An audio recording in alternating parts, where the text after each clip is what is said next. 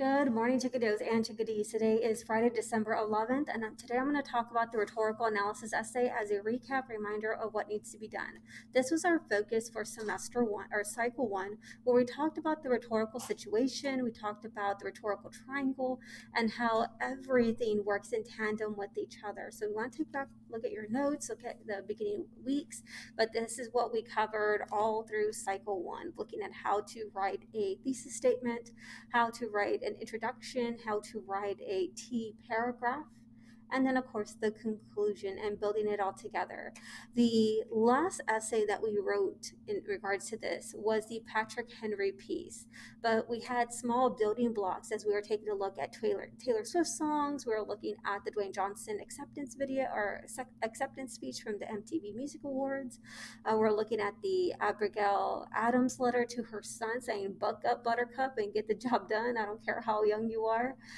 We're taking a look at different styles of writings to go ahead and get that done, and how writers write, so that we in turn can start writing our own arguments, like we're focusing on in Unit 2, Unit 3 of the argumentative pieces. So for the rhetorical analysis essay, what I did is I took a student sample and I annotated it, and this is just for your reference to kind of see, okay, this is the organization of it. So when you go into it, you're going to see that you can view it. And what I want you to remember is that with the rhetorical analysis essay, it's not about you. We don't care what you think. We don't care what you feel. You don't care what you believe or how you feel about this topic. If you agree with it, disagree with it, this essay is not about you, boo. We are talking about what the writer is doing. We're focusing on what techniques, strategies, things that they said in their article or in their essay or in their letter to achieve their purpose. That's what we're looking at. We're looking at their argumentative piece to where they're trying to convince their audience, again, not you, their audience about what they want them to do, whether it's an acceptance speech, whether it is a letter to her son. It is Patrick Henry's moving speech about why we need to fight against the British, or it's a commencement speech at a university, a college, addressing those those brand new graduates. What they're trying to convey a particular message. Our job in a rhetorical analysis essay is to uncover that, to unpackage that, and to discuss what did that writer do, that speaker do, in order to achieve their purpose. What cards did they play to win the game? So as always with our introduction, we always want to give the background information. And so when it comes down with our background, it's that rhetorical situation. What was happening? What was going on? What is some pertinent information that we need to know about the complexity of the situation? Are we talking about a U.S. embargo? Are we talking about a war? Are we talking about family squabbles that are going on? Are we talking about some prominent political figure that we need to have some background for? Whatever the case is, this is where we kind of set up our scene, the rhetorical situation, the who, what, when, where, and why of the event.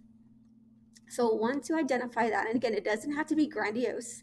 It doesn't have to be a myriad of ideas. No, just like one or two sentences, just get it done. Because the bulk of it, the focus is the thesis statement. In the thesis statement, in either one or two sentences, you are telling me who it is and what are they doing. That's really all I need. If we take a look back at the Précis, our 4-sentence summary, it's pretty much sentence one is your thesis statement. I don't need really any reference or previews of the rhetorical strategies you are going to talk about. There's a danger to that. I'll talk about that in a sec. All I really need in the introduction is who are they? What is the genre in their letter, in their article, in their essay, in their speech, and what are they trying to achieve? That's really all that I need. Okay. Basically, sentence one of your Précis. So go back and look at your Précis notes. I'll see if I can go ahead and link some examples here from our notes from last time, but definitely sentence one will suffice. Now, if you want to preview, if you want to hint at what rhetorical choices the writer uses, such as rhetorical questions, they reference their personal example, pretty much sentence two of your Précis, that's okay. But the caveat here is that whatever you present you have to talk about. So if you present the four strategies from sentence two and you put that in your introduction, you better have 4 paragraphs where you're talking about each one in detail. That's the only reason why I don't like y'all putting or previewing the rhetorical strategies in your introduction as part of your thesis, is because whatever you're promising, you better deliver. Because if you don't, if you promise 4 but talk about 3, I'm going to be hung up on the one you did not talk about. You previewed 3 and you only talked about 1 because of time. I'm going to get hung up on the 2 you did not talk about. So it would be better for your introduction if your thesis was just sentence 1. Save sentence 2, each little nugget that you came up with, as your topic sentences for your body paragraphs.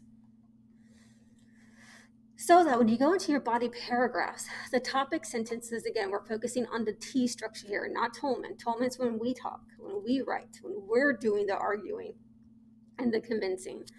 In a rhetorical analysis essay, REA, we're focusing on T, topic sentence evidence analysis. So all I need for the topic sentence is, okay, what are they doing? What's the first thing that they're trying to do? Are they using their personal example? Are they referencing a research that they've done?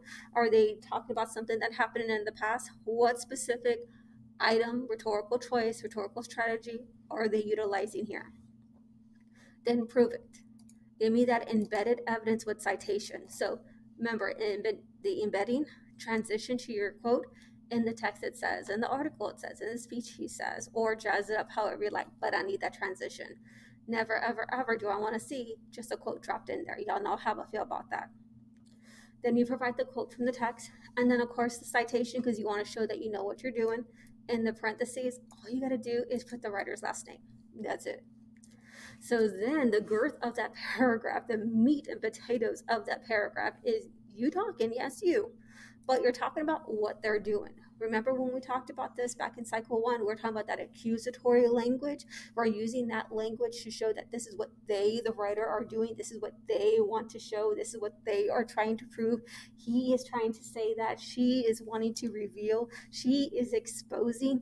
We're using those languages, those pronouns and verbs to show that this is what they are doing, not you. Because again, this essay is not about you, boo.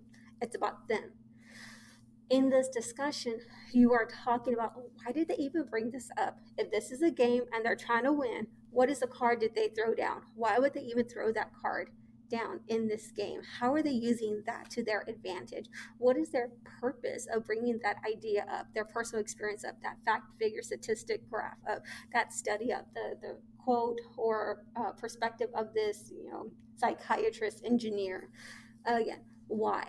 So that conversation needs to be more than 3 sentences, because 1, 2, 3, it's just not going to cut it. It's not profound. It's not insightful. So when we do that analysis, be sure to discuss why are they doing what they're doing, and how is it helping them win their argument?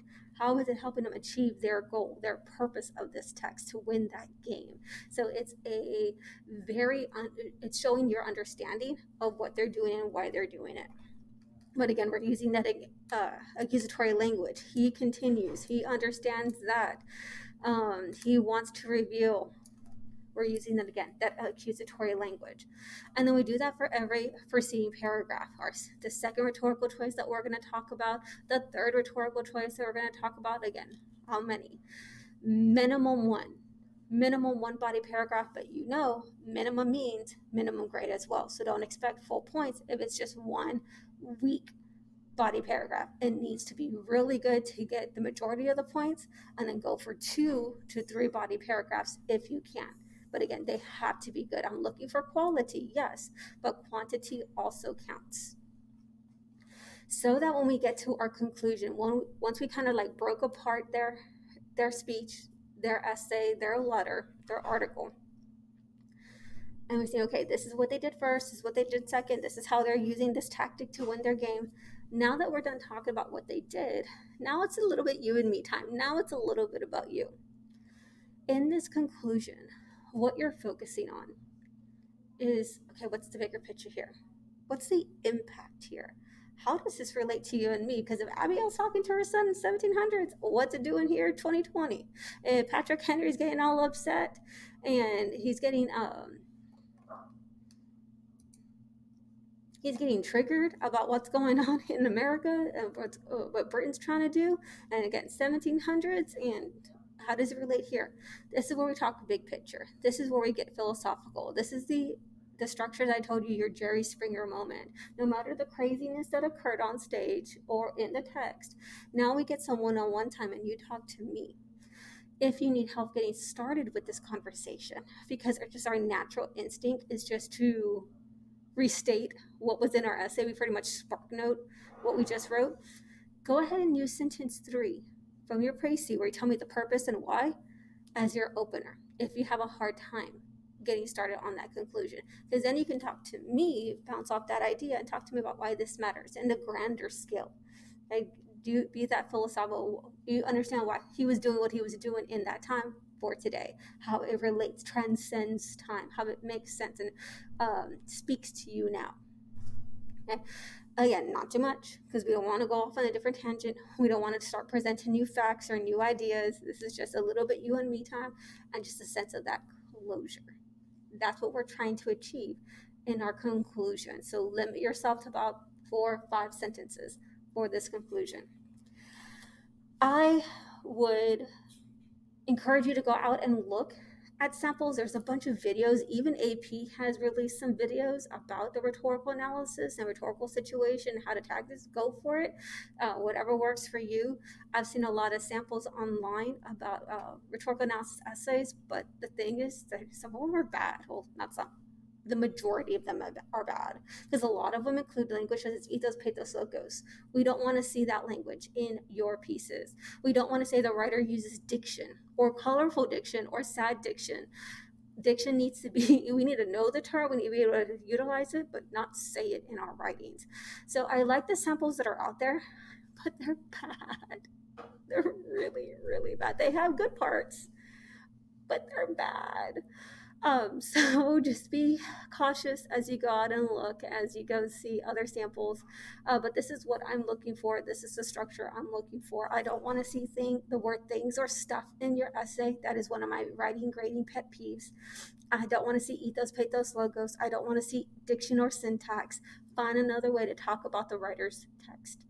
Okay. We are better than that. We deserve more than that. Stay away from ethos, pathos, logos, diction, syntax, stuff, and things. And when we're looking at a rhetorical analysis essay, it's not about you, it's about what they are doing and how they're doing it. And we're using that language to show that this is what's being done. Using that précis definitely sets up the essay, because sentence 1 is your thesis. Sentence 2 are your topic sentence for your body paragraphs, and sentence 4, because we can talk about the writer's tone like this writer did, and how that tone helps achieve the writer's purpose. And then sentence 3 can be your first sentence for your conclusion paragraph, to create that closure, to create that final moment with your audience now, because we're talking about the writer and their audience, because it's not always going to be you. So definitely you're welcome to look outside of this, to research a little bit more, to extend your thoughts, but just know that the majority of the samples that are out there, they're bad. They have things that can write you out of a good grade. So just be aware of what I'm looking for and what I want from you. If you have questions, come on to Zoom call, work it out. We'll take a look back at your Patrick Henry essay, and we can kind of see how you can kind of fix that up in the sense of your writing skill for your final or your rhetorical analysis essay for your semester exam. I love you. Have a good day and make good choices. Bye, guys.